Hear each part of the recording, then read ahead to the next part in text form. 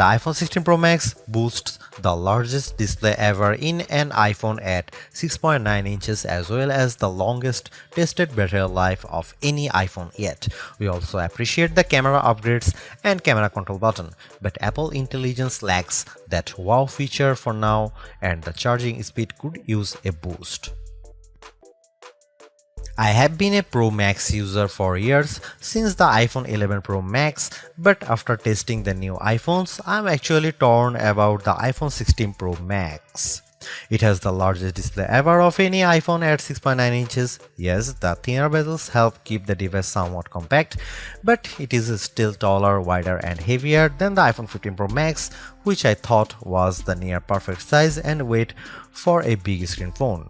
I have gone from feeling like I cheated the system to feeling slightly cheated. This might be an unpopular opinion, but I think the new Pro Max is a little too big, at least for my hands. It's more of a stretch now to do simple things like scrolling through web pages or TikTok, and once you put a case on your iPhone 16 Pro Max, it's like a mini tank. The good news is that the Pro Max is built to be more durable. In addition to having a titanium band, Apple claims that the improved ceramic shield display on this model is 50% tougher than the last generation. We can't drop these units, but on paper it's encouraging. The iPhone 16 Pro Max comes in 4 colors: titanium white, titanium black, natural titanium, and desert titanium. Our iPhone 16 Pro came in the natural, which looks fairly modern, but I prefer the desert color as it pops more. The iPhone 16 Pro and Pro Max displays don't get any upgrades in terms of brightness or refresh rate, but they are still among the best OLED panels on a phone. The only main difference is that the screens can scale down to a minimum of 1 nits, which means you can use your phone in bed without disturbing anyone else and get an even dimmer alarm clock. Otherwise, the new iPhone 16 Pro Max screen is largely the same, allowing the Pixel 9 Pro to surge ahead in terms of brightness. We measured a max of about 1500 nits for the iPhone 16 Pro Max, while the Pixel 9 Pro XL hit more than 2300 nits. Outside in direct sunlight, the iPhone 16 Pro and Pro Max were both dimmer than the Pixel 9 Pro XL, though Google's phone dimmed faster over time in response to the heat. Other than the display size, the biggest design change to the iPhone Pro Max is the addition of the camera control button. This recessed capacitive button on the right side uses haptic to give you feedback, and it launches you straight into the camera. No more having to fumble for the on-screen camera shortcut, and you can now use the action button for another shortcut. This thing is pretty easy to use in both portrait and landscape mode. So what can you do with camera control?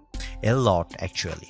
A quick press snaps a photo and a long press starts recording a video, but I'm not a fan of the fact that the video stops when you take your finger off the button. You can also slide your finger across the button to zoom in and out, which is pretty smooth. Not as smooth is the double soft press, which launches a sub-menu of various options, from tweaking the depth and exposure to toggling between multiple photographic styles. Camera control works well, but applying just the right amount of pressure and remembering what a single press and double press do takes practice. I also wouldn't recommend taking macro shots with the camera control, as it shook the camera when I got super close to a subject. The iPhone 16 Pro Max gets a bunch of camera upgrades, starting with a new 48 megapixel fusion camera for the main shooter that's designed to read data faster. The result should be zero shutter lag and faster focus. I took some shots of people passing by on scooters and moving taxis at the same time on the iPhone 16 Pro Max and iPhone 15 Pro Max, and the new iPhone was indeed faster. The results were not necessarily sharper though, as you can see in this side-by-side comparison.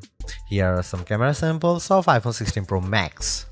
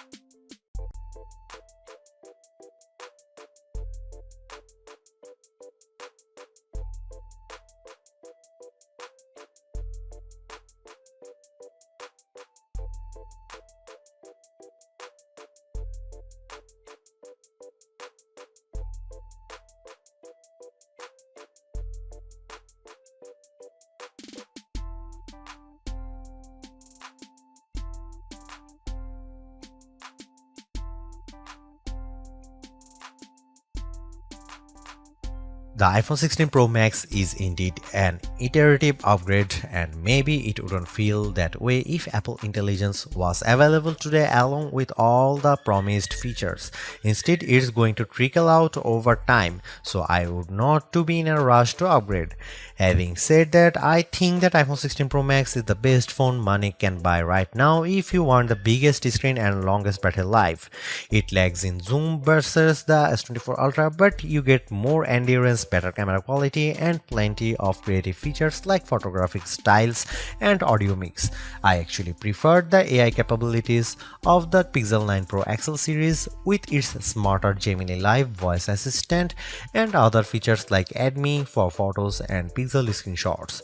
But the Pixel's performance and battery life trail the iPhone 16 Pro Max. For me, the iPhone 16 Pro Max retains its title as the best phone, but it's not because of Apple Intelligence.